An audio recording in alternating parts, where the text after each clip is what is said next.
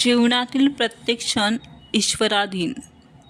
सत्याचा शोध घ्यायचा असेल तर नुसत्या शब्दांऐवजी अभ्यासाच्या अहंकारापलीकडे मनाला जावे लागेल.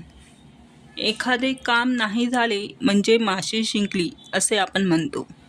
ज्ञान घेता घेता जर माणसाला अहंकार झाला तर तेथे अहंकाराची माशी शिंकल्यासारखीच झाली.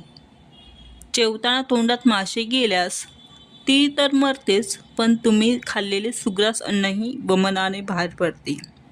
अहं जाणीवेची मशिका तुमच्या पोटात जाऊ नये, त्यामुळे ज्ञानरूपी सुग्रास भोजन हे माशीसारखे अहंकार गुणामुळे विषरूप होईल. हा अहंभाव उणा झाला की केवळ शुद्ध ज्ञान उरेल. कोणालाच जीवनाच्या कोणत्या वळणावर आपली कोणाशी गाठभेट होणार आहे याची पूर्वकल्पना नसते. प्रत्येकाशी आपलं रक्ताचं नातं असू शकत नाही. म्हणून ईश्वरी कृपेने काही माणसं अद्भुतरित्या आपल्या जवळ येतात. जसं की नदीच्या प्रवाहात वाहताना दोन ओंडके अचानक एकत्र येतात. सोबत कुठपर्यंत असेल हे काहीच निश्चित नाही, पण काही काळ एकत्र प्रवास होऊन पुढे वेळ आल्यावर विलग होतात.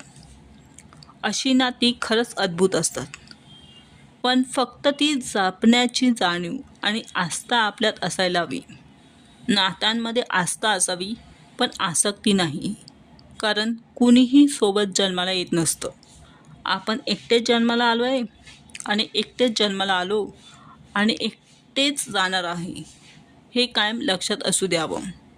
मग आसक्ती निर्माण होत नाही. मुळात आपला जन्म कशासाठी झाला आहे हे गूढ उकलता आलं तर पुढचा सर्वच प्रवास सुखकर होतो.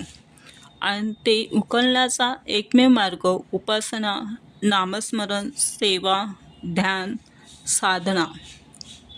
प्रारब्धात ठरवल्याप्रमाणे कोणाकडून काही घेणं असेल किंवा आपण कोणाचे देणं लागत असू तर वेळ आल्यावर त्या प्रत्येक जीवाच्या भेटीचं प्रयोजन कळतं. म्हणून फक्त आपण कर्म करत राहावं इतकंच. श्री स्वामी समर्थ.